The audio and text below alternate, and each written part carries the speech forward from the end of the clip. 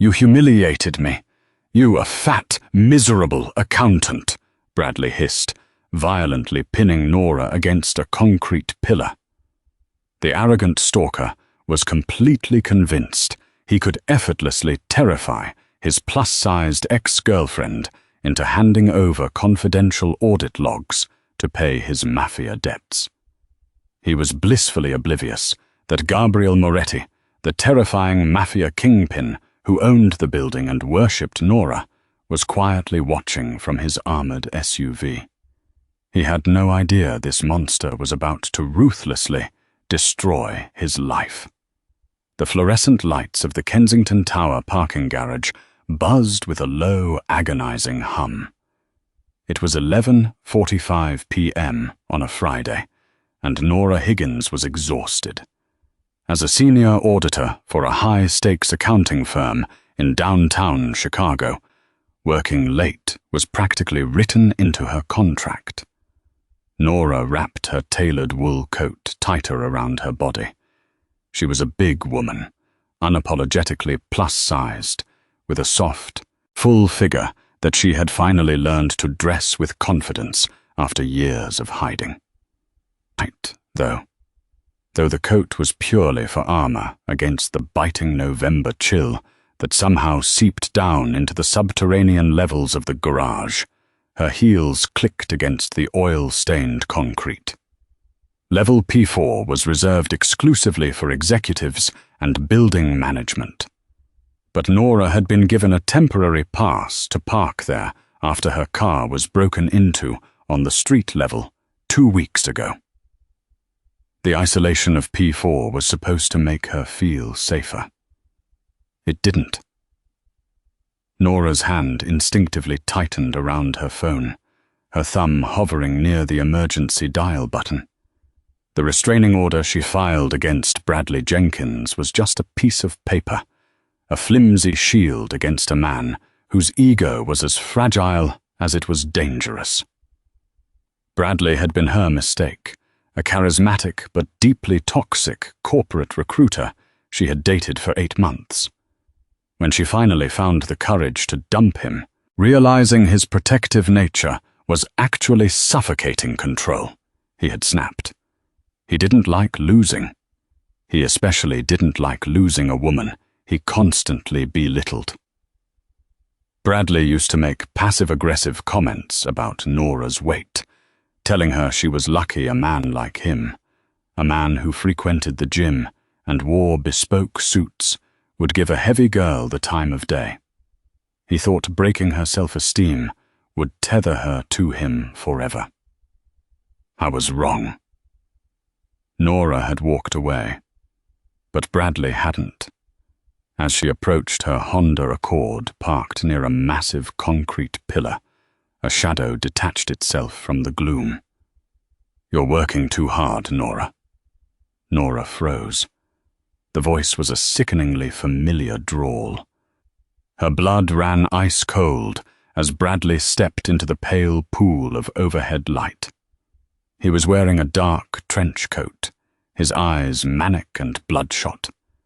He looked disheveled, a far cry from the polished man he usually presented to the world. Bradley, Nora said, her voice shaking despite her best efforts to keep it steady. How did you get down here? This is a secure level. You need a badge. I have my ways, Bradley sneered, taking a slow step toward her. You think a stupid keycard can keep me from you? I know the security guards. I know their shifts. I know that Carlos, the guy at the front desk, goes on a smoke break at 11:30 every night. You need to leave, Nora said, backing up until her shoulder blades hit the cold concrete of the pillar. I have a restraining order, Bradley. If you don't step back, I'm calling the police. Bradley laughed, a harsh, grating sound that echoed through the empty garage. The police? You think they care, Nora? You think they're going to rush down here to save you? By the time they arrive, we'll be long gone. We need to talk, properly this time. There is nothing to talk about. I said we're going to talk, Bradley snapped, his facade breaking. He lunged forward, closing the distance between them in 2 massive strides. He slammed his hand against the concrete right next to her head, boxing her in. Nora flinched, turning her face away as the smell of stale scotch and mints hit her. "You humiliated me," Bradley hissed, his voice dropping to a venomous whisper. "You blocked my numbers. You told mutual friends I was crazy. You, a fat, miserable accountant. Do you have any idea what I sacrificed to be with you? I elevated you, and you tossed me aside." Nora's heart hammered against her ribs like a trapped bird. "Let me go, Bradley. Please. You're not going anywhere, Nora. You're getting in my car. We're going to go for a drive, and you're going to realize that you belong to me." He reached out. His fingers digging painfully into her upper arm, Nora gasped, struggling against his grip. She tried to kick him, to scream, but the sheer terror of the isolated garage paralyzed her vocal cords. It was just the 2 of them. No cameras reached this blind spot. No security guards were coming. She was entirely, helplessly alone with a man who had nothing left to lose. Or so she thought. 50 foot away, cloaked in the absolute darkness of a corner VIP parking bay, sat a matte black-armored Cadillac Escalade. Its engine was off, but the interior was far from empty. Gabriel Moretti sat in the back seat, an unlit cigar resting between his fingers. To the legitimate business world of Chicago, Gabriel was a phantom, a real estate mogul who bought failing skyscrapers, gutted them, and turned them into gold mines. To the underworld, however, he was the undisputed boss of the Moretti family, controlling the city's ports, luxury car exports, and high-end underground casinos. Gabriel owned Kensington Tower. He had bought it 3 years ago through a shell corporation. Level P4 wasn't just for executives. It was Gabriel's private transit hub, a place where his soldiers could move illicit cash from the penthouses to the armored trucks without ever seeing the light of day. Tonight, Gabriel was running late after a tense meeting with a rival faction. His driver, Leo, sat perfectly still in the front seat, while his right-hand enforcer, a hulking man named Dante, monitored the perimeter from the passenger side.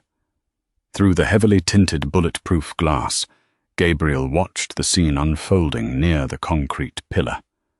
He recognized the woman immediately. Nora Higgins. Gabriel made it his business to know everything about his properties, including the tenants. He had first noticed Nora 6 months ago in the lobby. In a world full of starving, surgically altered socialites who threw themselves at him, Nora had caught his attention effortlessly. He found her breathtaking.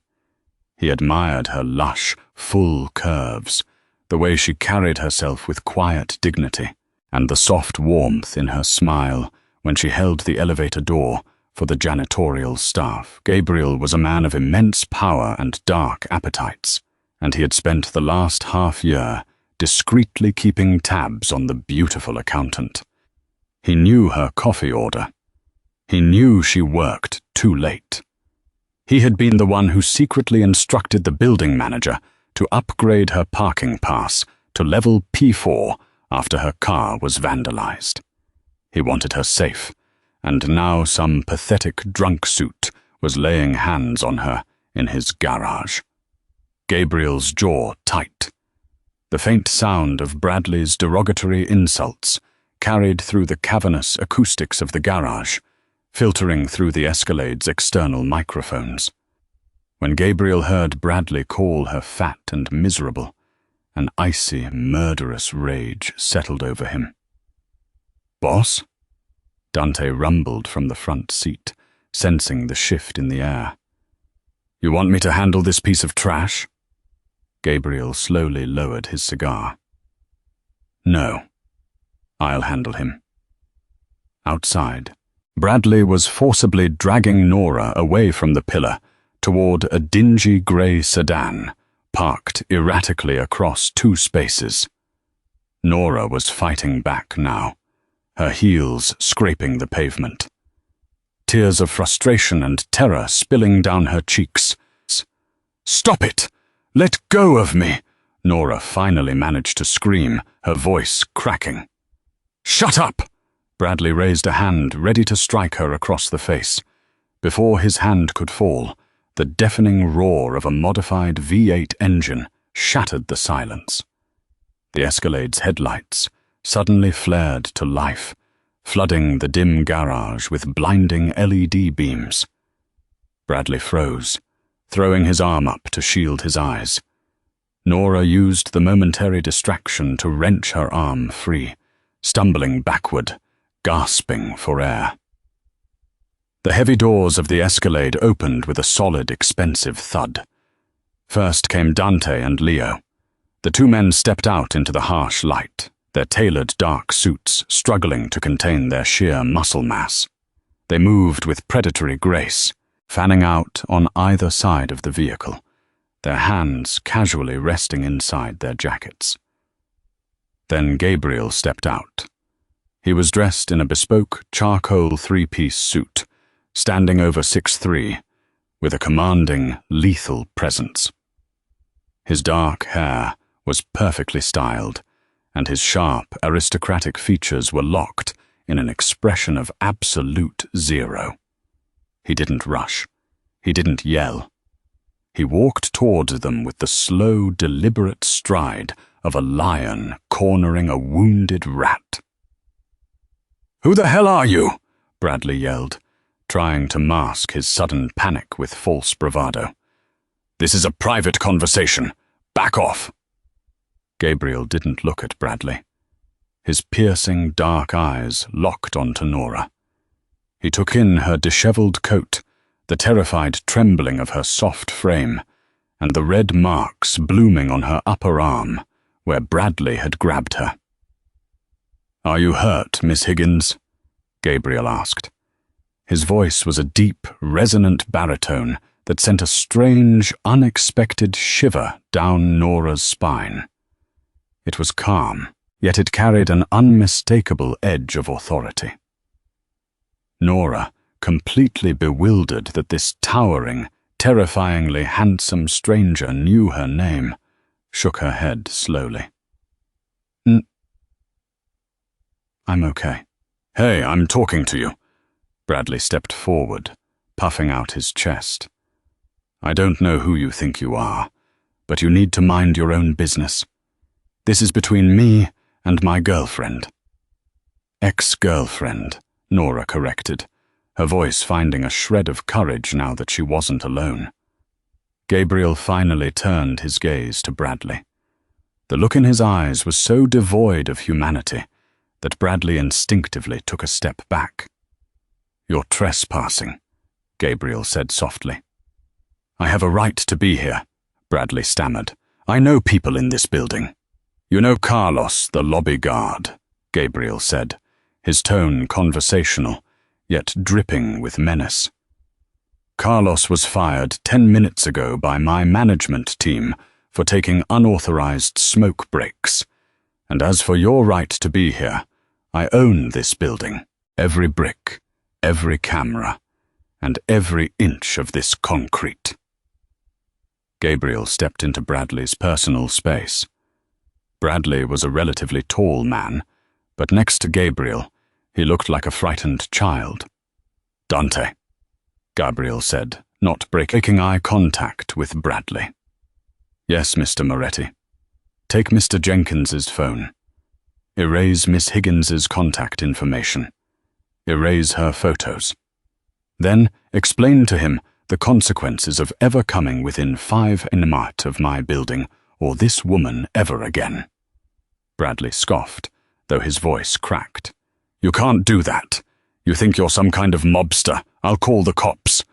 Gabriel tilted his head slightly. A dark, terrifying smile touched the corner of his mouth. "Call them. Them. Let's see who arrives first. Chicago PD or the men who work for Gabriel Moretti." Bradley's face drained of color. Even as a civilian, the name Moretti carried weight in the city. It was whispered in boardrooms, tied to violent union takeovers and missing politicians. Bradley realized with a sickening drop in his stomach that he hadn't just cornered Nora in an empty garage. He had walked directly into the viper's nest. "Please," Bradley whispered, raising his hands in surrender, all his toxic bravado evaporating into thin air. "I didn't know. I swear I didn't know." "Ignorance is not an excuse," Gabriel replied smoothly. He nodded at Dante. Before Bradley could blink, Dante had him by the throat, slamming him against the hood of the grey sedan. Leo casually walked over, popping the trunk of Bradley's car and tossing Bradley's keys inside before slamming it shut. Gabriel turned his back on the pathetic scene, his focus returning entirely to Nora. He closed the distance between them, his towering frame providing a sudden, unexpected barrier between her and the violence behind him. "Miss Higgins," Gabriel said, his voice softening. The dangerous mob boss instantly replaced by a gentleman. He shrugged off his expensive charcoal suit jacket and gently draped it over Nora's trembling shoulders. It was warm, smelling faintly of expensive cedar and expensive tobacco. "I apologize for the disturbance. My car is waiting. Let me take you home." Nora stood frozen for a fraction of a second, Gabriel's heavy, custom-tailored jacket dwarfing her frame. The faint scent of expensive tobacco and cedar wrapped around her like a physical shield. Behind her, the muffled, pathetic sounds of Bradley whimpering against the concrete echoed in the garage. But Gabriel's dark, unwavering gaze anchored her. He wasn't rushing her. He simply held out his hand. It was a hand that commanded an appel. Yet it was offered to her with absolute gentleness.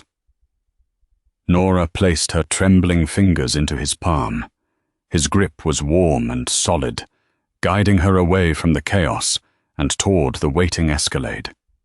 Leo held the heavy armored rear door open. Nora slid into the cavernous back seat, sinking into the plush midnight blue leather. A moment later, Gabriel slid in beside her, the door shutting with a soundproof heavy thud that instantly cut off the early noises of the garage. The sudden silence inside the cabin was profound. "Drive," Gabriel instructed quietly, as Leo took the wheel. "Take us to Astor Street." The Escalade glided forward, moving smoothly up the concrete ramps. Nora stared out the tinted window as they left level P4, her heart still beating a frantic rhythm against her ribs. She was a practical woman, a senior auditor who lived her life by spreadsheets, risk assessments, and predictable outcomes. Getting into a bulletproof SUV with the most feared mob boss in Chicago was not on her itinerary. Yet for the first time in 8 months, she didn't feel a shred of fear. "There is water in the console, Ms. Higgins, or I can pour you something stronger. A Macallan 18, perhaps." Gabriel's smooth baritone broke the silence. Nora turned to look at him. In the passing glow of the city streetlights bleeding through the tinted glass, Gabriel's sharp, aristocratic features looked even more striking. "Water, please," she managed to say. Gabriel poured a glass of chilled water from an insulated crystal decanter and handed it to her.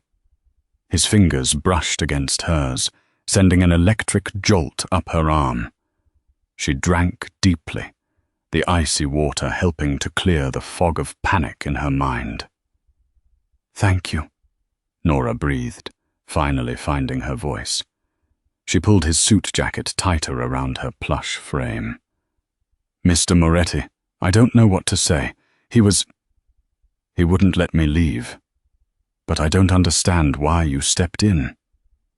Gabriel shifted slightly, turning his large body toward her. His dark eyes swept over her face, intense and entirely focused. "I told you, Nora, I own Kensington Tower. But more importantly, I have been watching you." Nora swallowed hard, her pulse spiking for a different reason entirely.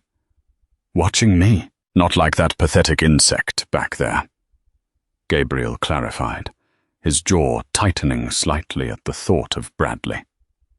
"I notice the people who occupy my spaces. 6 months ago, I saw a woman in the lobby. She was brilliant, exhausted, and incredibly beautiful.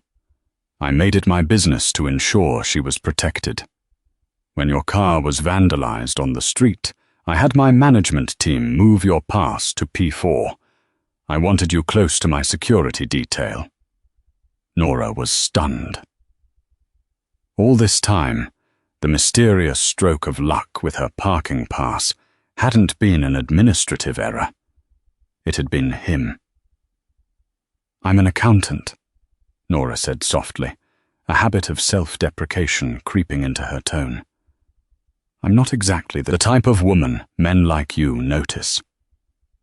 Bradley used to tell me that every day. He made sure I knew I was lucky he tolerated a woman my size. A terrifying darkness flashed in Gabriel's eyes. He reached out, his large, warm hand gently cupping her jaw, forcing her to look directly at him. His thumb brushed softly against her cheekbone. "Bradley Jenkins is a weak, insecure coward," Gabriel said, his voice dropping to a gravelly, intimate register. "Weak men are intimidated by substance. They crave women they can break and mold. I am not a weak man, Nora. I look at you, and I see a queen.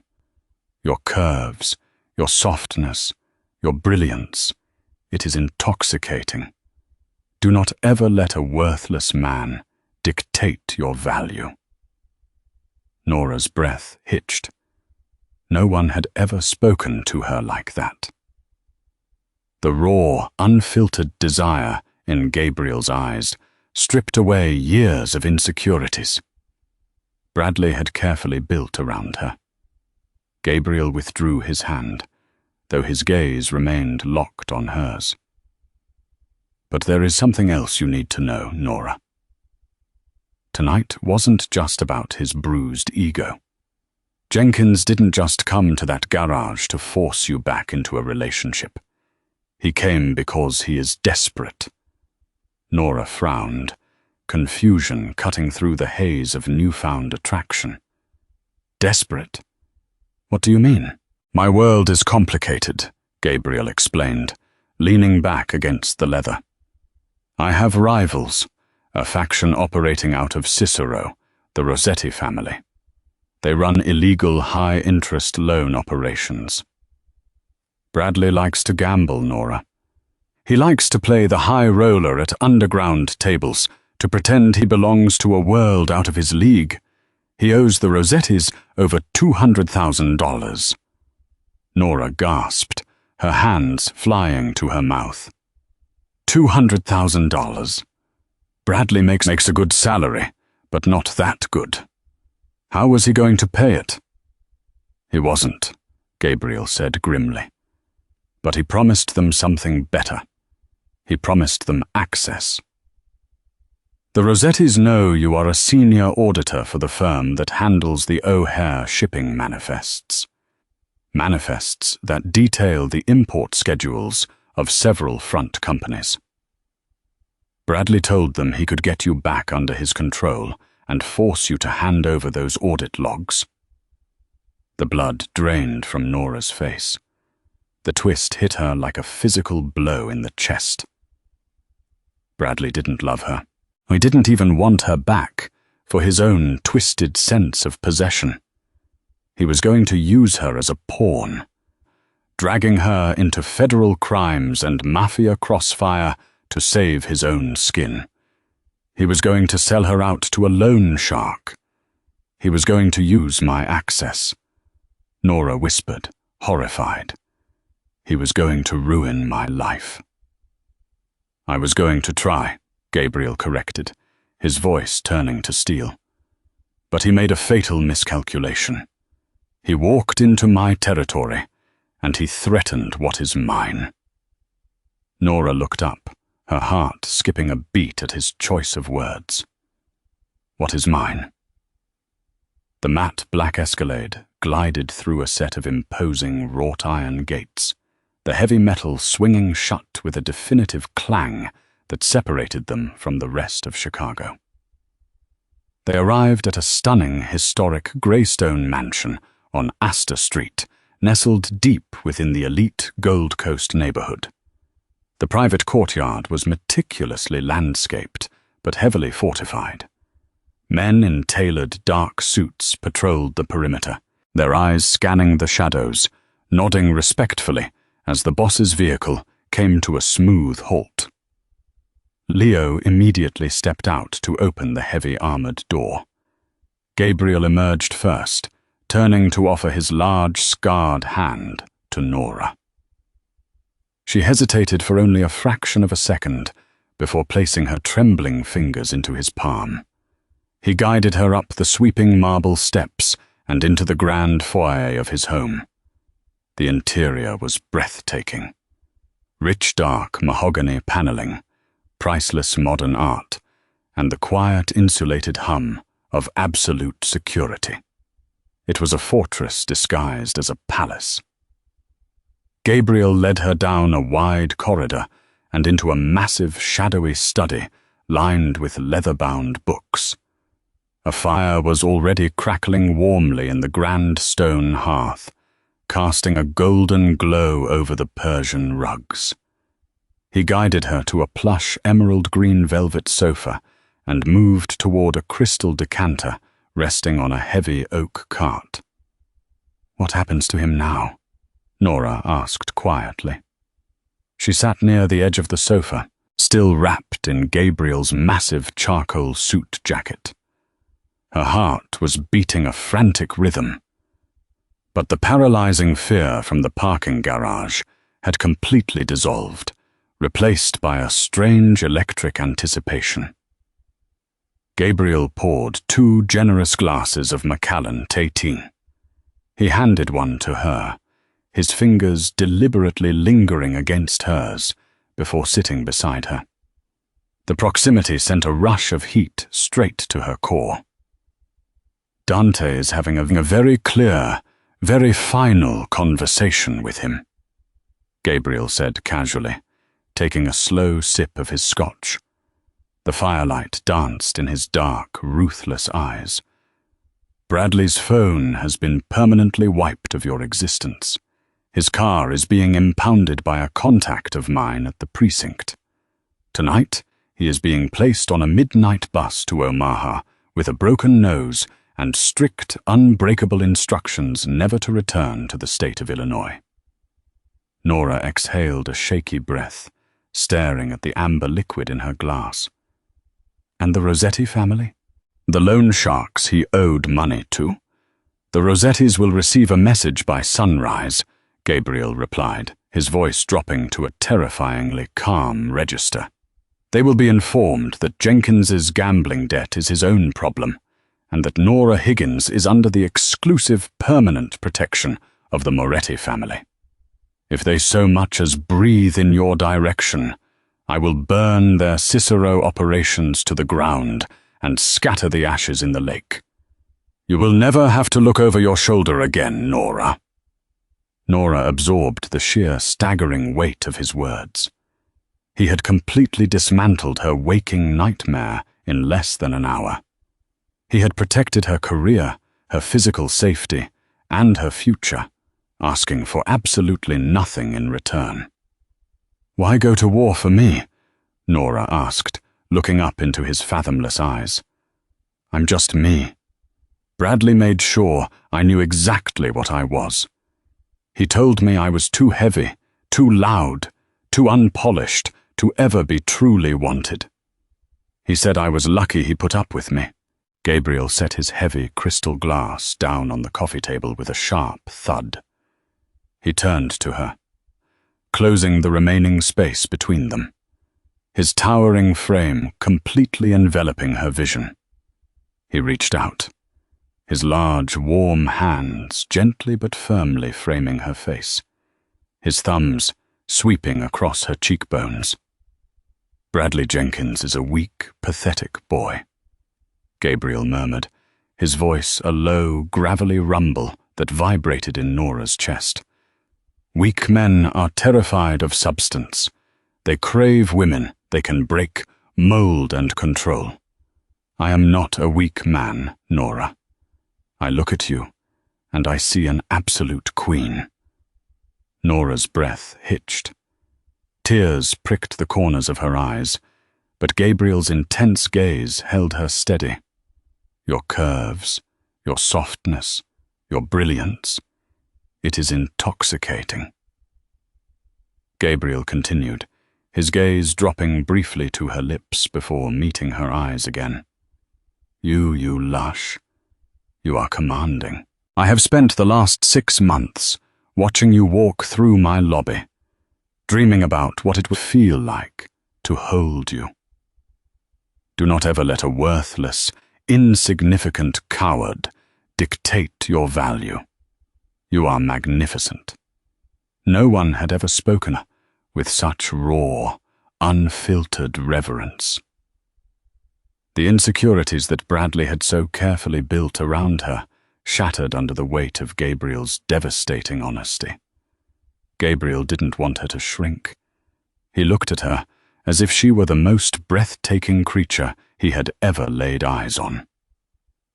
"I'm not a Mafia princess, Gabriel," Nora whispered, her voice trembling with a potent mix of lingering shock and overwhelming desire.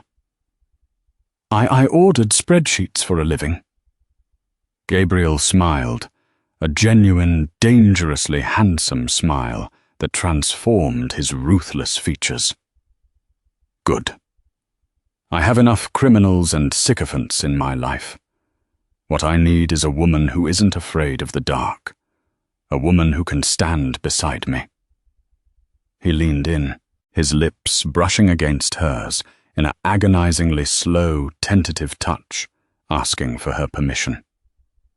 Nora closed her eyes completely, letting go of the last remnants of her fear, and kissed him back. Gabriel groaned, a deep, primal sound. His massive arms wrapped around her waist, pulling her flush against his solid, muscular chest.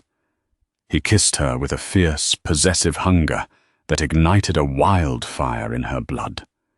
His hands mapped the lush, full curves of her hips and back, firmly holding on to the very body she had been taught to hide. In Gabriel's arms, Nora didn't feel heavy or unwanted. She felt powerful. She felt entirely worshipped. When they finally broke apart, both breathing heavily in the quiet warmth of the study, Gabriel rested his forehead against hers. "You are safe now, Nora," he promised, his voice a dark, unbreakable vow. "No one will ever make you feel small again. You are under my protection. You are mine." Nora looked into the eyes of Chicago's most dangerous man, realizing that the cold, terrifying concrete of Level Par had led her exactly where she was always meant to be. She smiled, leaning into his solid warmth. "I know," she whispered. "Did you love this thrilling Mafia romance? The shadows of Chicago hold more secrets, and Gabriel and Nora's story is just beginning. If you couldn't get enough of this intense protective romance and the jaw-dropping twists, please hit that like button. Don't forget to share this story with your friends who love a fierce, confident heroine and a billionaire boss who worships the ground she walks on. Subscribe to our channel for more steamy, real-life drama stories.